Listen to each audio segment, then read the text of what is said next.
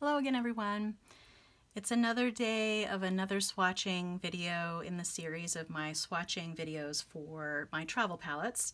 Today I'm going to be doing this palette I put together myself I put together the colors in it myself using an old compact. I covered up the mirror with whiteboard sticker and it works really well for mixing, which you're going to see here. And I'll just go ahead and go through the colors as they come. I'm going to go ahead and start. So you'll see the prior one up above, that was the Core brand watercolor palette. I will put a link to all of the videos in this series down below and a link to the video where I go through the Chic Sparrow Narrow Traveler's Notebook, where I'm keeping this notebook and all the supplies to make this notebook. I'm going to put all that below, and if I am covering, like today, a handmade palette, I will put a link to the video below where I put that palette together or showed it off, or whatever the case may be. So if this is your first time watching one of these videos, I would highly recommend starting at the beginning. Although if you're really eager just to see this particular palette, that's fine, welcome.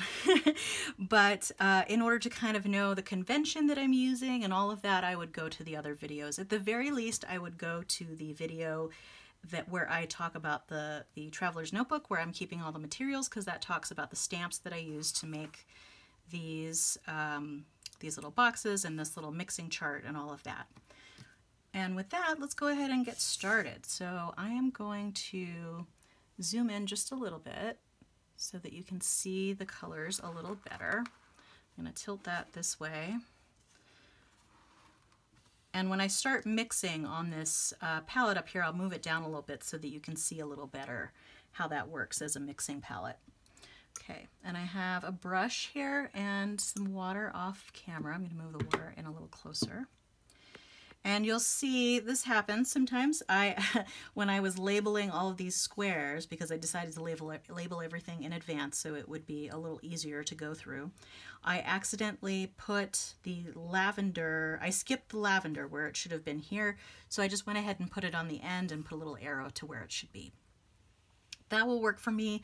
I'm kind of casual when it comes to this sort of thing, but I could have gone in and corrected all of the ones in between and put it where it should be, but that just seemed a little fussy to me, and this works just fine. So I'll just have to remember, though, that the lavender is down here when I get to it in the palette, and not to do that in the wrong box, because I have done that before. And sometimes I get so carried away with talking to you all that I forget what I'm doing, and it's hard for me to multitask. I am not the best multitasker. Okay, and I will try to remember to move this up a bit when I get to the bottom row so that you can see them better.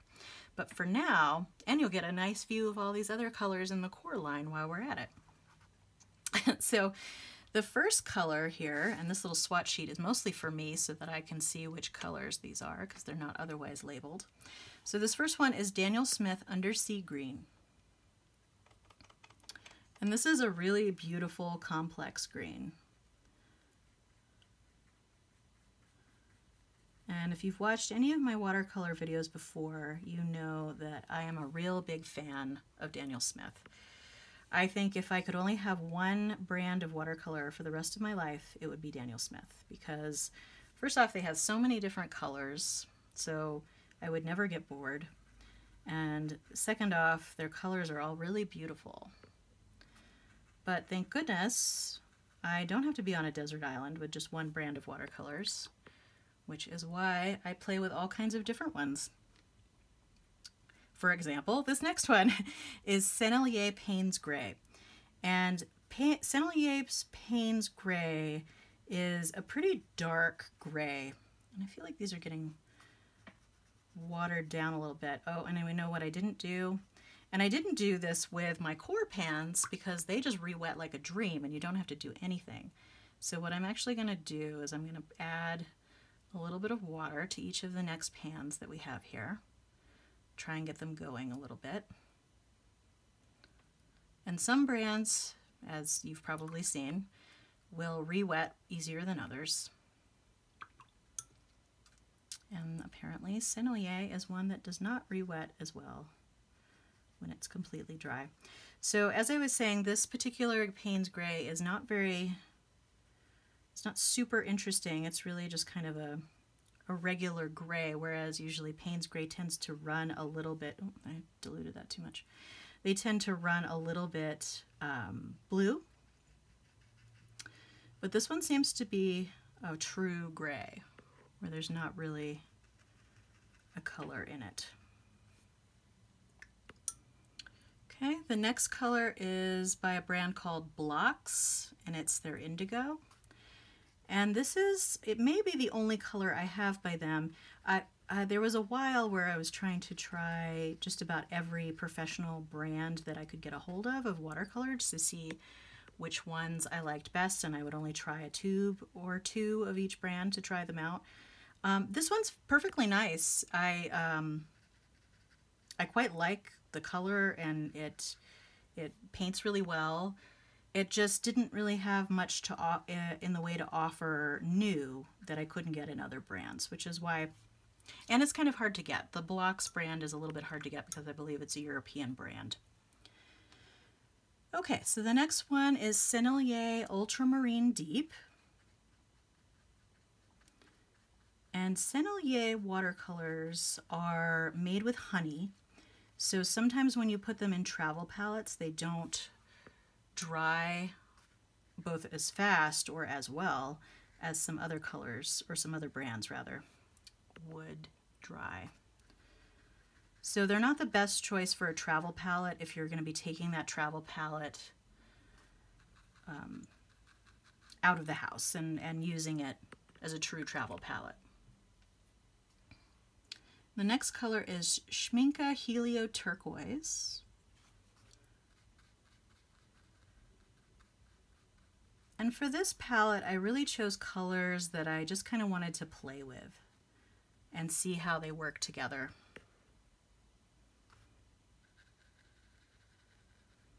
And this Helio Turquoise is one that I don't use very often, so I wanted to try it out. And personally, I could probably play all day long with just a palette full of blues. Okay, so now I have to remember to skip the lavender and instead go to the next color, because the lavender is going to go down here. This one is Cinelli Helio Purple.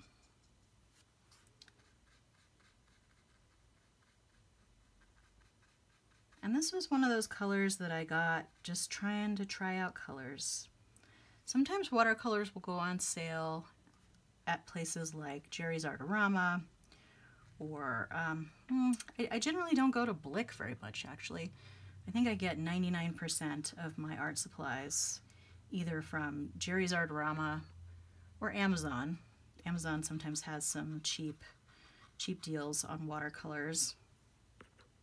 Or Jackson's Art Supply. Those are probably the three that I buy from the most. Okay, this next one is Daniel Smith's Pyrrole Scarlet, and this is a fairly opaque red. Oh, let me move that up. Almost forgot to do that.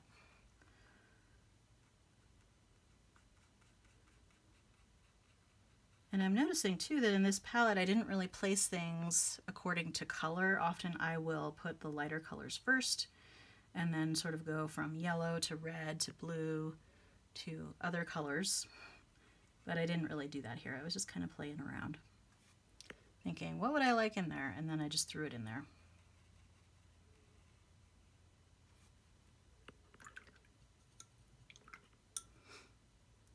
Okay, this next color is Schminke Mahogany.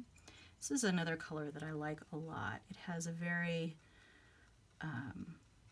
nice reddish brown tone, and it also granulates, which I like.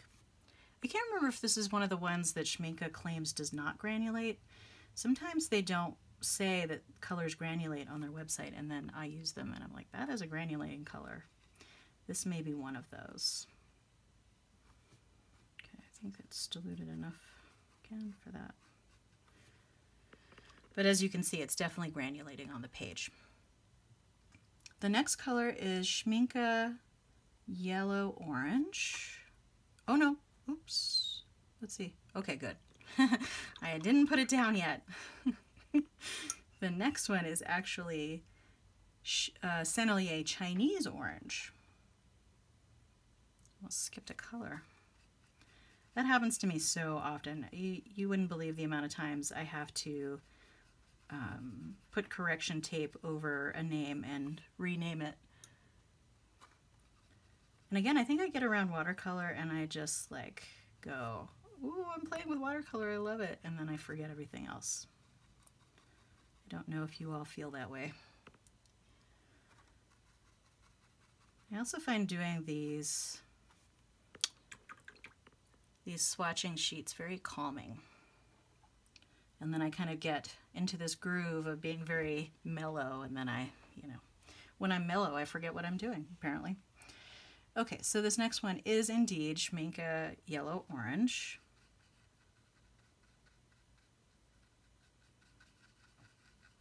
And quite frankly, I don't even know why I have Schminke Yellow Orange, and it may have just been another circumstance where it was on sale and I thought, oh, I'll try it out. That's how I get a lot of my art supplies. There's a sale and then I say I'm going to try it out.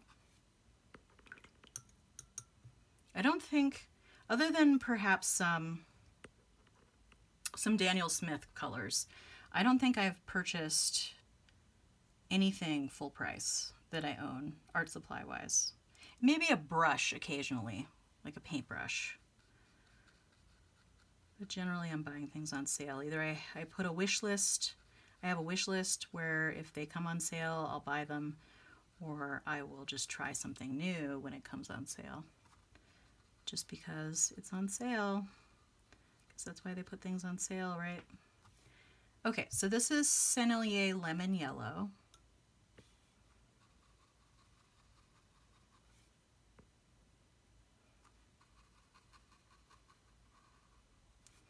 Okay, and then we're going back to that lavender.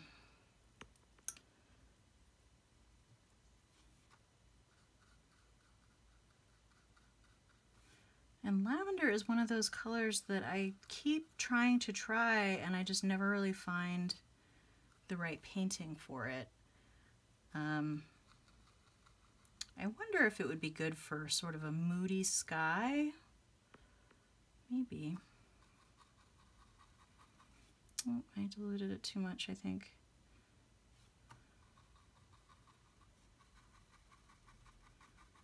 And I actually think that this one, I'm going to try and tone that down a little bit because it seems a little darker than the one above, but it is what it is. Okay, so now I'm going to go over to the Triad Mixing area here, and I'm going to move my palette so that you can see the mixing area that I'm going to be using up here. I'm going to, well, normally I would tilt it. Maybe what I'll do is I'll put because I do kind of want the mixing area to be flat, because normally if I'm holding it in my hand I have the flexibility to hold it one way or another, but because it's this way I don't want the paint to be running around on me. So the colors that I chose for the red, blue, green, or I'm sorry, red, blue, yellow. For the blue, I chose Schminke Helio Turquoise, which is this one. So it's a little bit of a different blue. For the red, I chose Cinelli Helio Purple, which again is not, it's not really a red, but it's close to a magenta, which is why I chose that. So I'm trying to do some interesting triads again here. For the yellow, I chose Sennelier Chinese Orange. So I'm really curious to see if those colors even work together at all. So let's see. Maybe we'll just get mud right away, but maybe not. Okay, so I'm going to, as usual, I'm going to start with the red, which is the Sennelier Helio Purple. And I'm going to have to move that out a little bit because otherwise I cannot get my hand in there. And you'll see this Helio Purple looks very similar to this Quin Magenta that I used up here in Core. We won't always be able to do those comparisons, but since that's there. And then I'm going to put in the yellow, which is the Sennelier. Oh no, I'm not using the Sennelier lemon yellow. I'm using the Sennelier Chinese orange, which is here, I believe.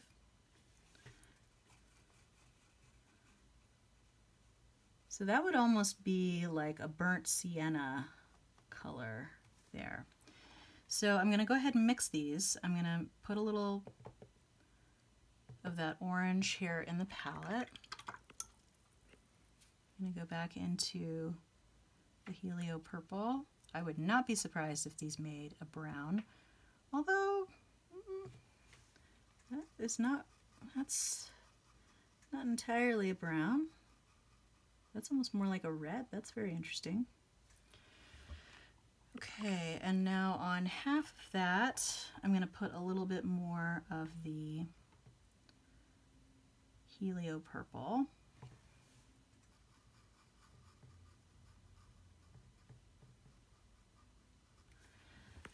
And then on the other half, I'm going to put that orange.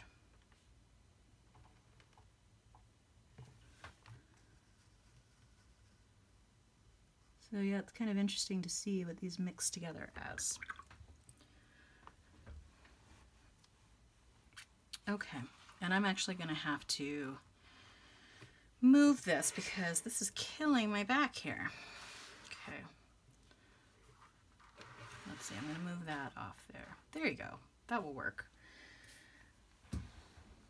But yeah, torquing in to get the colors was really hurting my back when I was sitting down. So then for blue, I'm using the Helio Turquoise by Schminke, which is the first in this second row, I believe. Yep. Okay, so I'm going to go ahead and put that in.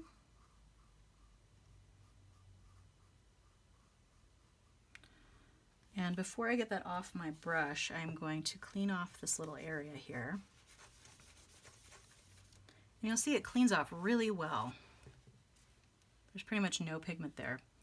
I'm gonna, well, looks like I need some more. I'm gonna put that blue over here. And then I'm just gonna mix the Cinelli Chinese orange.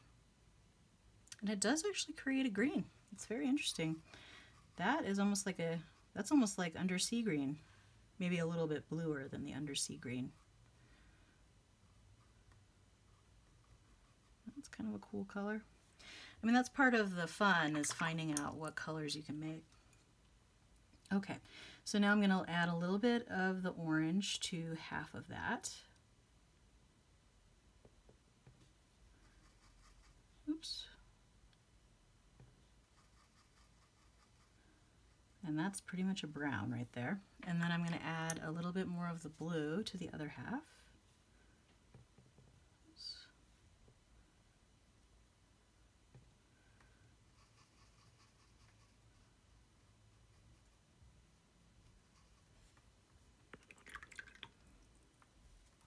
Okay.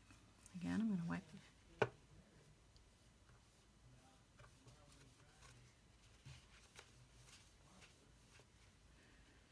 Oop, that one stained a little bit more. Okay, and now I'm going to go back in with that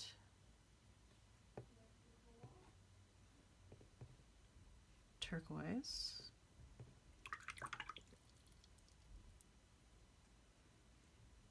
Where is that Helio Purple?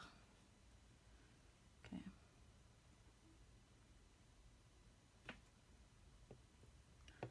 Whoa, that's a really purple. It's also kind of interesting. Okay, now on half of that, I'm going to mix a little bit more of the Helio Purple.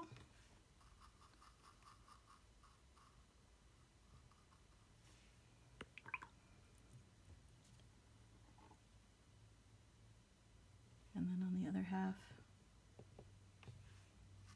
mix more of that turquoise. Okay, now I'm going to leave what I have there. And I'm just going to mix a little bit of the, and again, I'm going to have to add a little bit of the other two to get this back to a neutral. Which again, I have a very highly pigmented stuff. Okay, so I think that that is where we're going to end up with the neutral in the middle. Very interesting. All right, so that's another palette swatched. And I think that's it for today. I'm going to leave that open and let it dry out a little bit before I put everything back together. But there we go. And let's see, what do we have coming up? So I have a Schminke whiskey palette and a whiskey palette where I have put all Daniel Smith watercolors. Those are the next two. Again, I may not go in exact order of how these are laid out in the book, but I will end up getting to all of them eventually. All right, thanks for watching. Feel free to like and or subscribe, and I'll see you next time. Thanks. Bye.